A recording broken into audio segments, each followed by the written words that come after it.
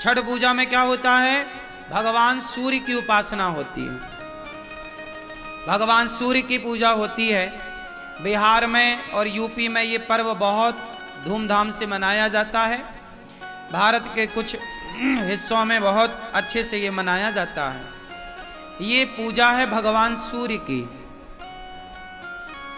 संतान सुखी रहे, संतान हो, इसके लिए छठ पर्व मनाया जाता है। परिवार बढ़े, संतान सुखी रहे, बच्चों पर कभी कोई संकट ना आए, बच्चों की दीर्घ आयु के लिए, बच्चों की सब प्रकार से सुरक्षा के लिए छठी मैया का उपवास और पूजा होती है। भगवान सूर्य की आराधना होती है कि बच्चे बुद्धिमान हो।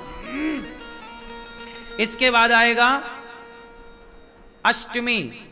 तो अष्टमी क्या होगी? ये इसी को कहते हैं गोपाष्टमी। कौन सी अष्टमी है ये? छठी के बाद क्या आएगी? गोपाष्टमी। और गोपाष्टमी का मतलब है आज के दिन, मतलब गोपाष्टमी के दिन भगवान क्या किए थे? गैया चराना शुरू किए थे। इसलिए गोपाष्टमी में, इस कार्तिक में भगवान ने गाय चराना स्टार्ट किया। इसलिए गोपाष्टमी और इस कार्तिक के माह में गौदान की भी बड़ी महिमा है। गोपाष्टमी में गाय को चारा, गाय की सेवा, गाय को पूजा, भगवान सब प्रकार से गाय की सेवा करते हैं, आप भी करिए। और गोपाष्टमी के बाद क्या आएगा? नवमी। कौन सी नवमी? बोलो। हाँ हाँ हाँ हाँ, अक्षय नवमी बोलते हैं, आंवला नवमी भी कहते हैं। कौन सी नवमी? इस आंवला नवमी के दिन कहते हैं कि आंवले के पेड़ पर ही भगवान श्रीमन्नारायण का वास होता है। आंवला नवमी के दिन, जैसे रविवार को, एकादशी को तुलसी पर भगवान नारायण का वास होता है, उसी दिन, उसी प्रकार आंवला नवमी को अक्षय नवमी भी कहते हैं। इस दिन आंवला दान करने की महिमा है। इस दिन आंवले के पेड़ के नीचे बढ़िया भोजन प्रसादी बना करके वहाँ पाने की, भोजन करने की, भोजन कराने की बड़ी महिमा है। हमें बचपन में याद है, हम लोग, हमारी माँ और हम लोग जाया करते थे खेतों में, जहाँ आंवले का पेड़ होता था, वहीं बढ़िया बनता था प्रसाद, वहीं भोग लगता था, वहीं खाते थे।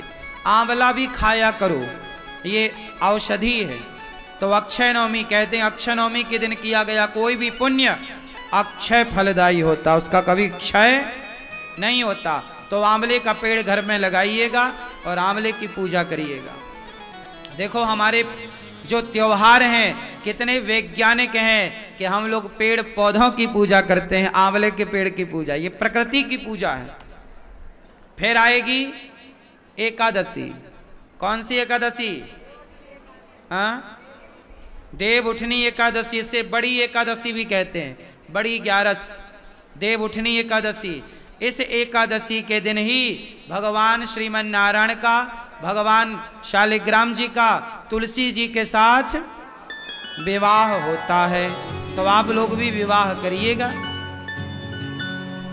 यहाँ होगा, आप लोग सब दर्शन करेंगे। फिर इसके बाद क्या होगा? पूर्णिमा, कार्तिक पूर्णिमा।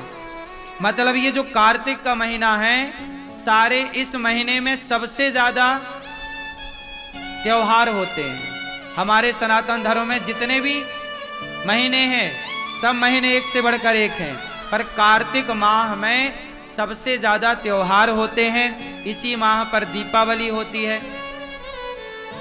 इसी माह पर देव उठनी एकादशी होती है, इसी माह में धनतेरस होती है, इसी माह में गोपाष्टमी होती है, इसी माह में अन्नकूट होता है, इसी माह में भाई दूज होती है। तो एक माह में इतने सारे पर्व, इतने सारे त्योहार। यदि ये सवाल कोई आपसे पूछे कि हिंदू धर्म में, सनातन संस्कृति में वो कौन सा महीना है जिस महीने में सबसे ज़्यादा त्योहार होते हैं, तो आप कह सकते हैं कि कार्तिक का माह है वो। जिसमें सबसे ज्यादा त्योहार होते हैं और सभी त्योहारों की अपनी अपनी विशेषता है, सबकी पुरानी पौराणिक मान्यता है। तो कार्तिक का माह वैसे ही पवित्र है। ये व्रत का इस माह में कहते हैं तीर्थों में स्नान करने का बड़ा महत्व है। आप लोग वृंदावन में हो तो यमुना जी ही स्नान करने जाया करो। क्यों? कहते हैं कि इस माह में ही एक राक्षस ने वेदों को जल में छिपाया था। कहते हैं कि कार्तिक माह में वेदों का वास जल में होता है। कहाँ होता है? वेदों का वास कहाँ होता है? तीर्थों में, नदियों में। जितने हमारे तीर्थ नदियां हैं, जलाशय हैं, उनमें वेदों का वास होता है। इस महीने में वेद जल में शयन करते हैं, जल में वास करते हैं।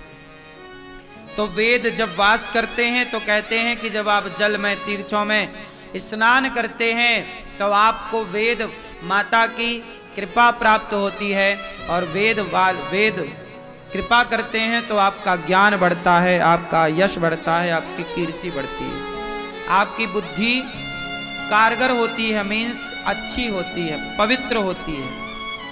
इस माह में